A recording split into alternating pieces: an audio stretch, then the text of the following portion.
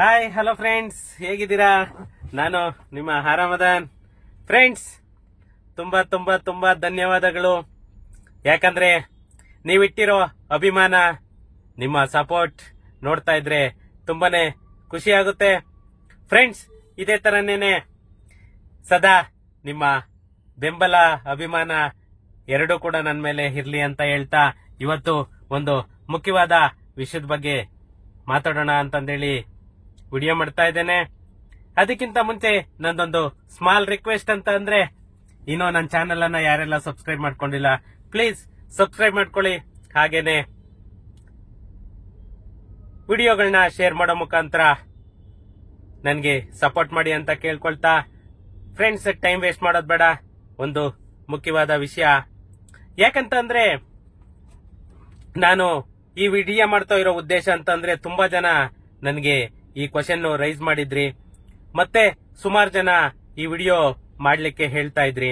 ಅದಕ್ಕೋಸ್ಕರನೇನೆ ನಾನು ಈ ವಿಡಿಯೋ ಮಾಡ್ತಿರೋದು. ಏನಂತ ಅಂದ್ರೆ, ಒಂದು ಯಾವುದೇ ಪಿತ್ರಾರ್ಜಿತ ಆಸ್ತಿ ಅಂತ ಅಂದ್ರೆ ಅದು ಯಾರಿಗೆಲ್ಲಾನು ರೈಟ್ಸ್ ಬರುತ್ತೆ. ಮತ್ತೆ ಅದನ್ನ ಸೇಲ್ ಮಾಡಬೇಕು ಅಂತ ಅಂದ್ರೆ ನಾವು ಏನೇನೋ ಕ್ರಮಗಳನ್ನ ಅನುಸರಿಸಬೇಕು. ಮತ್ತೆ ನಾವು ಪಿತ್ರಾರ್ಜಿತ ಆಸ್ತಿಯಲ್ಲಿ ಅರ್ಹರ ಅಥವಾ ಇಲ್ವಾ, ಮತ್ತೆ ಯಾರಾದ್ರೂ ಚೀಟಿಂಗ್ ಮಾಡಿದ್ರೆ ಆ ಪಿತ್ರಾರ್ಜಿತ ಆಸ್ತಿನಲ್ಲಿ ನಾವು ಯಾವ ತರ ಫೈಟ್ ಮಾಡಬಹುದು ಅನ್ನೋದನ್ನ ನಾವು ಈ ವಿಡಿಯೋದಲ್ಲಿ ನೋಡೋಣ. ಫ್ರೆಂಡ್ಸ್, ಒಂದು ಪಿತ್ರಾರ್ಜಿತ ಆಸ್ತಿ ಅಂತಂದ್ರೆ ಅನ್ಸಿಸ್ಟರಲ್ ಪ್ರಾಪರ್ಟಿ. ಏನ್ ಅನ್ಸಿಸ್ಟರ್ಡ್ ಪ್ರಾಪರ್ಟಿ ಅಂತ ಹೇಳ್ತೀವಿ, ಆಯಾ ಅನ್ಸಿಸ್ಟರ್ಡ್ ಪ್ರಾಪರ್ಟಿನ ನಾವು ಸೇಲ್ ಮಾಡಬೇಕು ಅಂತ ಅಂದ್ರೆ, ಅನ್ಸಿಸ್ಟರ್ಡ್ ಪ್ರಾಪರ್ಟಿನ ನಾವು ಮಾರಾಟ ಮಾಡಬೇಕು ಅಂತ ಅಂದ್ರೆ ಏನೇನು ಕ್ರಮಗಳನ್ನ ಅನುಸರಿಸಬೇಕು, ಮತ್ತೆ ಯಾರಿಗೆಲ್ಲ ಅರ್ಹರು, ಇದು ಎಲ್ಲ ಕೂಡ ಈ ವಿಡಿಯೋದಲ್ಲಿ ನಾವು ತಿಳ್ಕೊಳ್ಳೋಣ. ಫ್ರೆಂಡ್ಸ್, ಒಂದು ಪಿತ್ರಾರ್ಜಿತ ಆಸ್ತಿ ಅಂದ್ರೆ ಏನು? ಆ ಪಿತ್ರಾರ್ಜಿತ ಆಸ್ತಿಗೆ ಅರ್ಹರು ಯಾರು?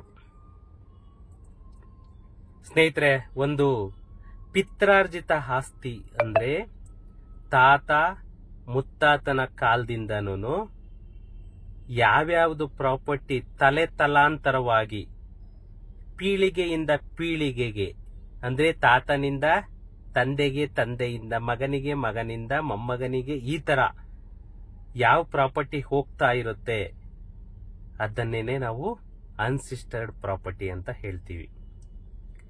ಈ ಅನ್ಸಿಸ್ಟರಲ್ ಪ್ರಾಪರ್ಟಿಗೇನೆ ಇವತ್ತು ಸುಮಾರು ಕೇಸುಗಳು ನಡೀತಾ ಇದೆ.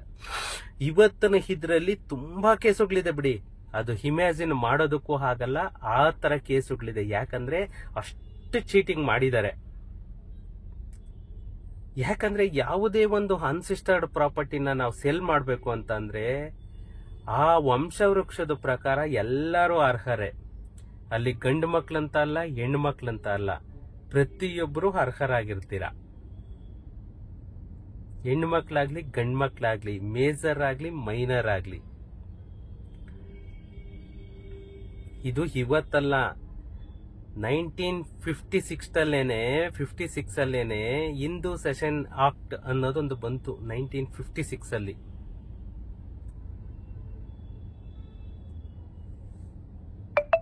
ಈ 1956 ಅಲ್ಲಿ ಯಾವಾಗ ಆಕ್ಟ್ ಬಂತು, ಹಿಂದೂ ಸೆಷನ್ ಆಕ್ಟ್,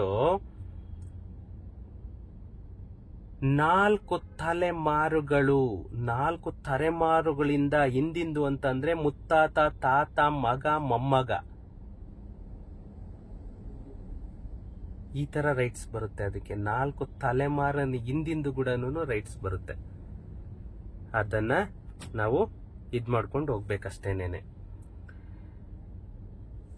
ಈ ಅನ್ಸಿಸ್ಟರ್ಡ್ ಪ್ರಾಪರ್ಟಿ ಯಾವುದೇ ಒಬ್ಬ ಕುಟುಂಬದ ಯಾವುದೇ ಒಬ್ಬ ವ್ಯಕ್ತಿಗೆ ಅರ್ಹನಾಗಿರಲ್ಲ.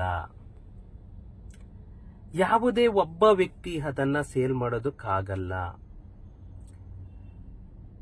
ಆ ಪ್ರಾಪರ್ಟಿನ ಅವನು ಸೇಲ್ ಮಾಡಬೇಕು ಅಂತಂದ್ರೆ ಆ ಅನ್ಸಿಸ್ಟರ್ಡ್ ಪ್ರಾಪರ್ಟಿ ಏನು ಬರುತ್ತೆ ಅದನ್ನ ಪಾರ್ಟಿಷನ್ ಡೀಡ್ ಮಾಡಿಕೊಂಡು ಮಾತ್ರನೇನೆ ಅವನು ಇಂಡಿವಿಜುವಲ್ ಆಗಿ ಅದನ್ನ ಸೇಲ್ ಮಾಡೋದಕ್ಕೆ ಅರ್ಹನಾಗಿರ್ತಾನೆ.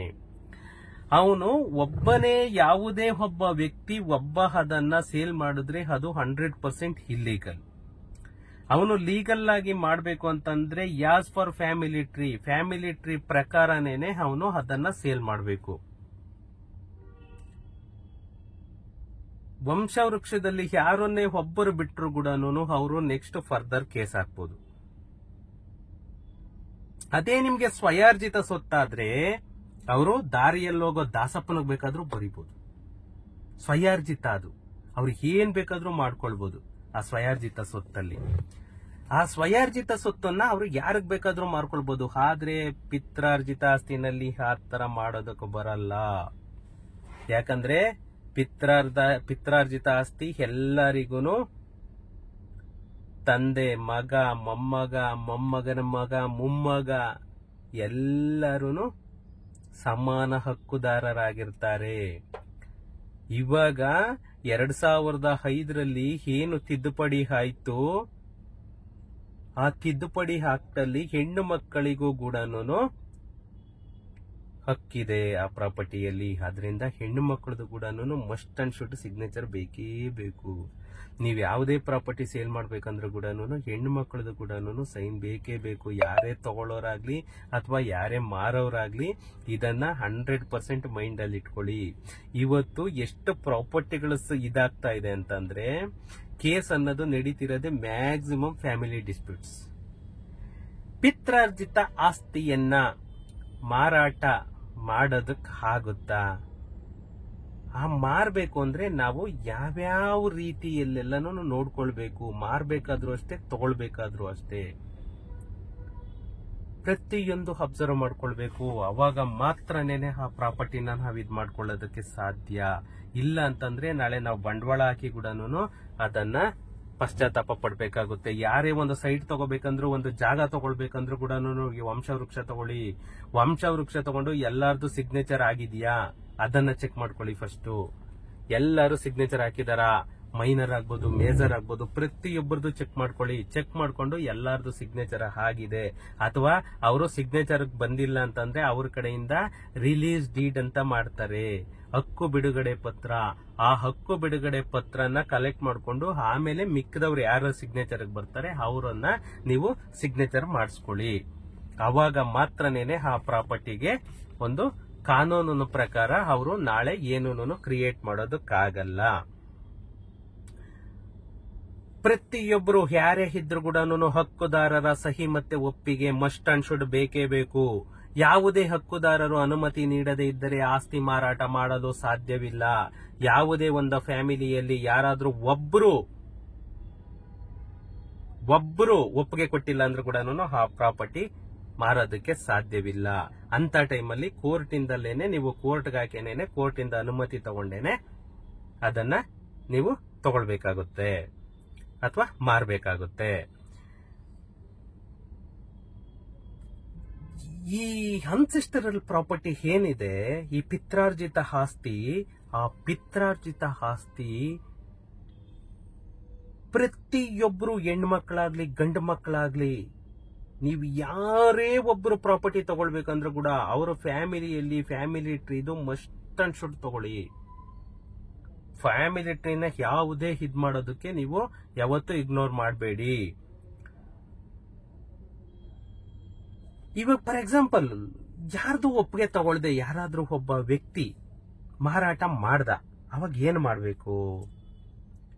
ಅಂತ ಟೈಮಲ್ಲಿ ಇವತ್ತು ಯಾಕಂದ್ರೆ ನೋಡಿ, ಸುಳ್ಳು ದಾಖಲೆ, ಫ್ಯಾಮಿಲಿ ಟ್ರೀ ಆಗ್ಬೋದು ಅಥವಾ ಅವ್ರ ಕಡೆ ಒಪ್ಪಿಗೆ ಪತ್ರ ಆಗ್ಬೋದು, ಅವೆಲ್ಲ ಸುಳ್ಳು ದಾಖಲೆಗಳನ್ನ ಸೃಷ್ಟಿ ಮಾಡಿ ಅವನ್ನ ನೀವು ಸೇಲ್ ಮಾಡಿರ್ತಾರೆ. ಎಷ್ಟೋ ಪ್ರಾಪರ್ಟಿಗಳು ನಡೀತಾ ಇದೆ ಆ ತರ. ಫೇಕ್ ಡಾಕ್ಯುಮೆಂಟ್ ಅನ್ನ ಕ್ರಿಯೇಟ್ ಮಾಡಿ ಸೆಲ್ ಮಾಡಿರ್ತಾರೆ. ಅಂತ ಟೈಮಲ್ಲಿ ನೀವು ಕೋರ್ಟ್ಗೆ ಹಾಕಿ ಅದನ್ನ ರದ್ದುಗೊಳಿಸಬಹುದು. ಅದೇನೇ ಡೀಡ್ ಆಗಿದ್ರು ಕೂಡ ಅದು ಫೇಕ್ ಡಾಕ್ಯುಮೆಂಟ್ ಅಂತ ಪ್ರೂವ್ ಮಾಡಿ ನೀವು ಆರಾಮಾಗಿ ಅದನ್ನ ರದ್ದು ಮಾಡಿಸಬಹುದು. ಅವ್ರು ಏನಾದ್ರೂ ಈ ತರ ಫೇಕ್ ಮಾಡಿದ್ದಾರೆ ಅಥವಾ ಅವರು ನಿಮ್ ಸೈನ್ ತಗೊಂಡಿಲ್ಲ ಅಂತ ಗೊತ್ತಾಯ್ತು ಅಂತಂದ್ರೆ ನೀವು ಅಲ್ಲಿ ಯಾರು ಆತರ ಮಾಡಿರ್ತಾರೆ ಅವ್ರ ಮೇಲೆ ಇಮ್ಮಿಡಿಯೇಟ್ ಸಿವಿಲ್ ಶೂಟ್ ಹಾಕ್ಬೋದು. ಮತ್ತೆ ತಕ್ಷಣನೇ ನಿಮ್ಗೆ ಇಮ್ಮಿಡಿಯೇಟ್ ಸ್ಟೇ ಆರ್ಡರ್ ಸಿಗುತ್ತೆ. ಇಮ್ಮಿಡಿಯೇಟ್ ಸ್ಟೇ ಆರ್ಡರ್ ಕೂಡ ತಗೊಳ್ಬಹುದು. ಯಾಕಂದ್ರೆ ಇದು ಕ್ರಮಬದ್ಧವಲ್ಲದ ವಹಿವಾಟು, ಇದು ಮಾರಾಟ ಮಾಡೋ ಹಾಗಿಲ್ಲ. ಯಾಕಂದ್ರೆ ಎಲ್ಲರ ಒಪ್ಪಿಗೆ ಇಲ್ಲದೆ ಮಾರಾಟ ಮಾಡಂಗಿಲ್ಲ. ಎಲ್ಲರ ಒಪ್ಪಿಗೆ ತಗೊಂಡೇನೆ ಅವರು ಮಾರಾಟ ಮಾಡಬೇಕಾಗಿತ್ತು. ಯಾರ್ ಸೈನ್ ಹಾಕಕ್ ಬರಲ್ಲ ಅವ್ರದ್ದು ರಿಲೀಸ್ ಡೇಟ್ ಮಾಡ್ಕೋಬೇಕಾಗಿತ್ತು. ಅಂತ ಟೈಮಲ್ಲಿ ನೀವು ಕೋರ್ಟ್ಗೆ ಹೋಗಿ ಸ್ಟೇ ಬೇಕಾದ್ರೂ ತರಬಹುದು, ಅಥವಾ ಯಾರ್ದಾದ್ರೂ ಮಧ್ಯಸ್ಥಿಕೆ ವಹಿಸಿ ನೀವು ಬೇಕಾದ್ರೆ ಕಾಂಪ್ರಮೈಸ್ ಆದ್ರೂ ಮಾಡ್ಕೊಳ್ಬಹುದು, ಸೆಟಲ್ಮೆಂಟ್ ಆದ್ರೂ ಮಾಡ್ಕೊಳ್ಬಹುದು. ಅದು ಒಂದು ಪಾಸಿಬಿಲಿಟಿ ಇದೆ. ನಿಮ್ಗೆ ಅಷ್ಟು ಇದಾಗಿಲ್ಲ ಅಂತಂದ್ರೆ ನಿಮ್ಗೆ ನೀವು ಯಾರ್ದಾದ್ರೂ ಒಬ್ಬ ಲಾಯರನ್ನ ಕಾನೂನಿನ ಪ್ರಕಾರ ನೀವು ಲಾಯರನ್ನ ಕನ್ಸಲ್ಟ್ ಮಾಡಿ ನಿಮ್ಗೆ ಯಾವ ತರ ಮಾಡ್ಕೋಬೇಕು ಆ ತರ ನೀವು ಇದ್ ಮಾಡ್ಕೊಂಡು ಕ್ಲಿಯರ್ ಮಾಡ್ಕೊಳ್ಬಹುದು. ಅದ್ರಲ್ಲಿ ಇವಾಗ ನೀವು ಒಂದು ಕೋರ್ಟ್ಗೆ ಹೋದ್ರಿ ಅಂತಂದ್ರೆ ನಿಮಗೆ ನ್ಯಾಯಾಲಯ ಏನ್ ತೀರ್ಪು ಕೊಡುತ್ತೆ? ಯಾವುದೇ ಒಂದು ಅನ್ಸಿಸ್ಟರಲ್ ಪ್ರಾಪರ್ಟಿ ಪಿತ್ರಾರ್ಜಿತ ಆಸ್ತಿಯನ್ನ ಸೇಲ್ ಮಾಡಬೇಕು ಅಂತ ಅಂದ್ರೆ ನಿಮ್ಗೆ ಪ್ರತಿಯೊಂದು ತಿಳಿದಿರಬೇಕು. ವಂಶವೃಕ್ಷ ಇಟ್ಕೊಂಡ್ಲೇಬೇಕು, ಪ್ರತಿಯೊಬ್ಬ ಸೈನ್ ಬೇಕೇ ಬೇಕು, ಮೇಜರ್ ಆರ್ ಮೈನರ್. ಇದು ಮತ್ತೆ ಮತ್ತೆ ಹೇಳ್ತಾ ಇದ್ದೀನಿ, ಇದೊಂದೆಲ್ಲರೂ ಮೈಂಡ್ ಅಲ್ಲಿ ಇಟ್ಕೊಳ್ಳಿ. ಒಂದು ವೇಳೆ ಆ ತರ ಏನಾದ್ರೂ ಮಾಡದೆ ಹೋದ್ರೆ ನೀವು ಇಮ್ಮಿಡಿಯೇಟ್ ಈ ತರ ನಾಲೆಡ್ಜ್ ಬರ್ತಿದ್ದಾಗೆ ಈ ತರ ತನ್ನ ಸೈನ್ ಅನ್ನ ಬಿಟ್ಟು ಈ ತರ ಸೇಲ್ ಮಾಡಿದ್ದಾರೆ ಅಂತ ಗೊತ್ತಾದ ತಕ್ಷಣನೇ ನೀವು ಯಾರಿಗಾದ್ರೂ ವಕೀಲರಿಗೆ ಇದ್ ಮಾಡ್ಬಿಟ್ಟು ಇಮ್ಮಿಡಿಯೇಟ್ ನ್ಯಾಯಾಲಯದ ಮೊರೆ ಹೋಗ್ಬೋದು. ಅಲ್ಲಿ ಬಂದ್ಬಿಟ್ಟು ನೀವು ಸ್ಟೇ ಏನಾದ್ರೂ ತಗೊಂಡ್ ಬರ್ಬೋದು, ಅಥವಾ ನೀವು ಸಿವಿಲ್ ಶೂಟ್ ಆದ್ರೂ ಕೂಡ ಹಾಕಿ ಕೇಸನ್ನ ನಡೆಸಬಹುದು. ನಿಮ್ಗೆ ಯಾವುದೇ ಒಂದು ಪಿತ್ರಾರ್ಜಿತ ಆಸ್ತಿಯನ್ನ ಮಾರಾಟ ಮಾಡಬೇಕು ಅಂತಂದೇಳಿ ಅಂದ್ಕೊಂಡಿದ್ರೆ ಅದು ಈ ಕಾನೂನನ್ನ ತಿಳ್ಕೊಳ್ಳಿ. ಯಾಕಂದ್ರೆ ಅಷ್ಟು ಸುಲಭ ಅಲ್ಲ ನೀವು ಪಿತ್ರಾರ್ಜಿತ ಆಸ್ತಿನ ನೀವು ಸೇಲ್ ಮಾಡೋದು. ಸ್ವಯಾರ್ಜಿತ ಪ್ರಾಪರ್ಟಿ ಆಯ್ತು ಅಂತಂದ್ರೆ ನೀವು ಯಾರು ಒಪ್ಪಿಗೆನೂ ಬೇಕಾಗಿಲ್ಲ, ನಿಮ್ ಹೆಂಡತಿ ಮಕ್ಕಳದು ಯಾರ್ದು ಬೇಡ, ನೀವು ಒಬ್ಬರೇನೇನ ಸೈನ್ ಹಾಕಿದ್ರು ಕೂಡ ನಡೆಯುತ್ತೆ. ಯಾಕಂದ್ರೆ ಅದು ನಿಮ್ಮ ಸ್ವಯಾರ್ಜಿತವಾಗಿ ನೀವು ಸಂಪಾದನೆ ಮಾಡಿರ್ತೀರಾ. ಅದರಿಂದ ಈ ಪಿತ್ರಾರ್ಜಿತ ಆಸ್ತಿ ಏನಿದೆ ಅದರಷ್ಟು ಡೇಂಜರ್ ಯಾವುದು ಇಲ್ಲ. ಅದರಿಂದ ಪ್ರತಿಯೊಬ್ಬರು ಕೂಡ ಒಂದು ಕಾನೂನು ಸಲಹೆಯನ್ನ ಪಡ್ಕೊಳ್ಳಿ.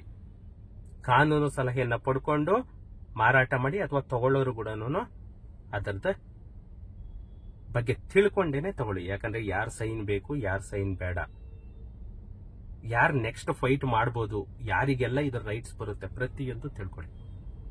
ಅವಾಗ ಮಾತ್ರನೇ ನಿಮ್ಗೆ ಪಿತ್ರಾರ್ಜಿತ ಆಸ್ತಿ ತಗೊಂಡ್ರು ಕೂಡ ನಿಮ್ಗೆ ಕಿರಿಕಿರಿ ಇರಲ್ಲ. ನಾಳೆ ಅದು 10 ವರ್ಷ ಅಲ್ಲ 100 ವರ್ಷ ಇಟ್ಕೊಂಡ್ರು ಕೂಡ ಆ ಪ್ರಾಪರ್ಟಿಯಿಂದ ನಿಮ್ಗೆ ಏನೂ ಪ್ರಾಬ್ಲಮ್ ಆಗಲ್ಲ.